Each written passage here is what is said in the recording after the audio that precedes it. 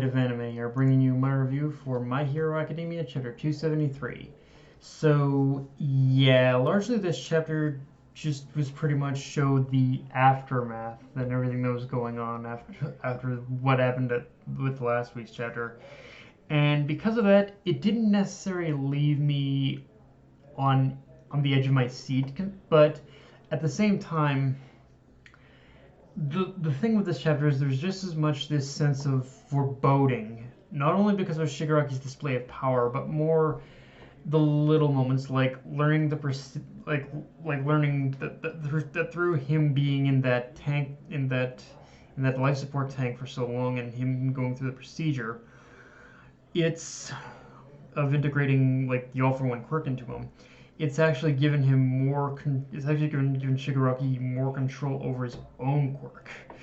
And that right there is already terrifying enough because before, like, I suppose we could say he didn't really have necessarily full control of it, and he was scary then, but now that he does have full control, that's actually a frightening concept, even more so than if he didn't have control. Like, if what we see is any indication of what he can do when he controls it, then yeah, he was practically pulling. You could say he was practically pulling his punches with him not being able to fully control his quirk before.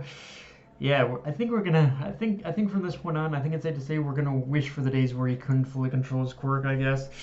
But anyway, or even just even just the simple act of giving like Kantomakia in order to regroup, in order for everyone to regroup around him.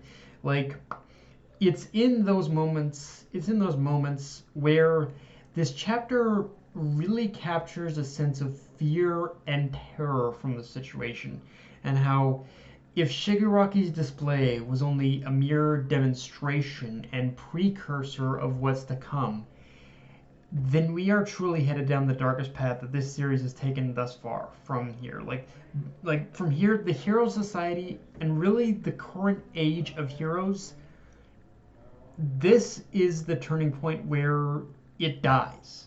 Like everything we've seen up to this point, the current age of heroes, it dies from this point on. And however it gets rebuilt is basically all going to be in the hands of the next generation, meaning that the main cast of UA, like even class 1B, like all the students, like at this point, all the students at UA are basically the ones who are going to inevitably be the ones who craft how Hero Society is reshaped, how it is reborn.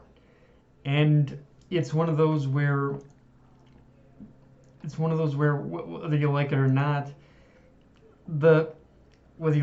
whoever you have to blame for this, it kind of did this. The destruction of this Hero Society did need to happen for this to happen at all. It really did. Change like this, when it comes to changing anything,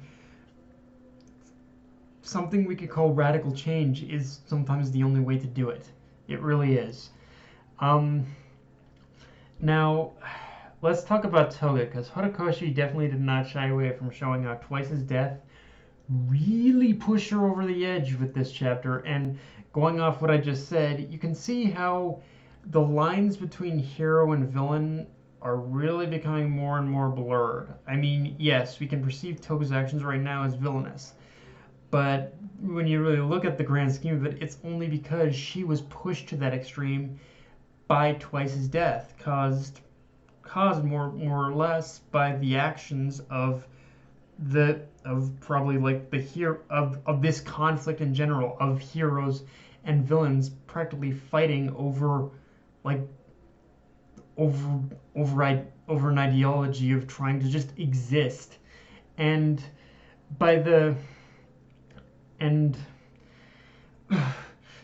so in some small way, her rampage is understandably justified. And really, like, this is one of those times where we can condemn either side in this scenario very equally. Like, there's very little to no justification for really anything that's happening right now. Like, really, it's just a, a fight, a giant ass fight. There's really no justification for anything that's happening right now. The problem becomes that because the hero side is going to justify all this, like they have so many times before, Toga's rampage and basically Shigaraki's like pretty much rebirth and Shigaraki's rebirth, I guess you could call it, are examples of how this society has reached an absolute boiling point, where in order for true heroism to even thrive, again, this current era, it has to be destroyed. There is no other way around that. And it's funny, as I say that, it only now makes me realize, like, as for anyone who knows, when Horikoshi created My Hero Academia, he basically used of course superheroes and Star Wars as his biggest inspiration when creating My Hero Academia. And because of that, it makes me realize how well Horikoshi has applied like George Lucas's ring theory of Star Wars to Hiroaka.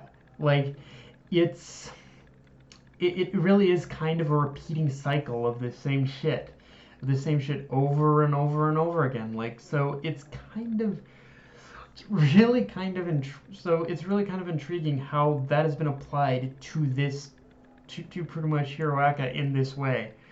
And it really came, and again, it came to its. This is the chapter where it's really all come, where that has really all come to its boiling point now, where the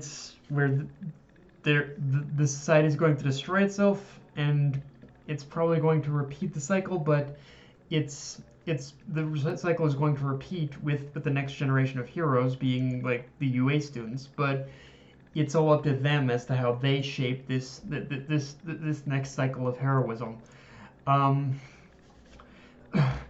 And of course, like all of you, I'm curious about what the fuck that giant hand is gonna morph in. That giant hand that Toga like manifested is gonna morph into. Because if I had to guess on that one, I guess Toga has just awakened her quirk to a degree where she can possibly make a giant duplicate of herself. I assume, but we'll see what that's gonna lead to for sure. With that being said, though, let's talk about the very brief page of Tokoyami returning Fat Gum with Hawks. And I don't know how much time has passed or what the time frame is within that one page, but yeah, just based off the look Fat Gum is giving Tokoyami, and Tokoyami carrying Hawks in his arms, you can tell Hawks is either near the point of death now, or just flat up dead, which, yeah, either way, it's going to be interesting where Horikoshi takes Tokoyami after this, because this is honestly going to be the character's first real failure as a hero. And from that, you can just tell he's really going to learn just what saving people means. So, and yeah, it's really weird to say, but pretty much throughout this whole arc, Shigaraki has had amazing development throughout this like second part, but Tokoyami has actually been one of the more fascinating parts of this arc, to be sure. Like Shigaraki has been great, but like I never thought I'd be so fascinated by Tokoyami up until this point. Honestly, it's really kind of fascinating to see how he interweaves Tokoyami's relationship with Hawks and makes for such a compelling bond, I guess you could say.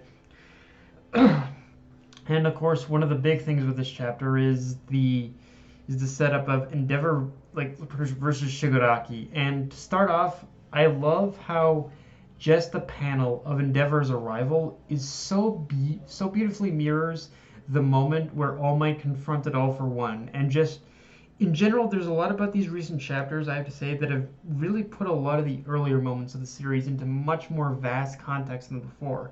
But for Endeavor, this is his hero moment, and it's really just a question of if he'll, like, beyond this point, whether or not whatever happens in this fight, it's really a matter of if Endeavor will end up repeating the same mistakes that All Might did after this, or if he's learned enough to go down a different path where he can do what All Might could not, and be a hero who can actually bring legitimate change over just over just simply suppressing villainy with his or simply suppressing villainy with his notoriety, like All Might did. Like All Might, at the end of the day, like he was held as a simple piece, but we have to admit that a lot of what's happened up to this point has really exposed the flaws with All Might's tenure as a hero. So yeah, it'll be interesting to see what Endeavor does now from this point on. But yeah, guys, that's all I got for this review. If you enjoyed the video, like, comment, subscribe. Follow me on Twitter, Facebook, and Mr. Crunchyroll. Death Knight signing off. Later, guys.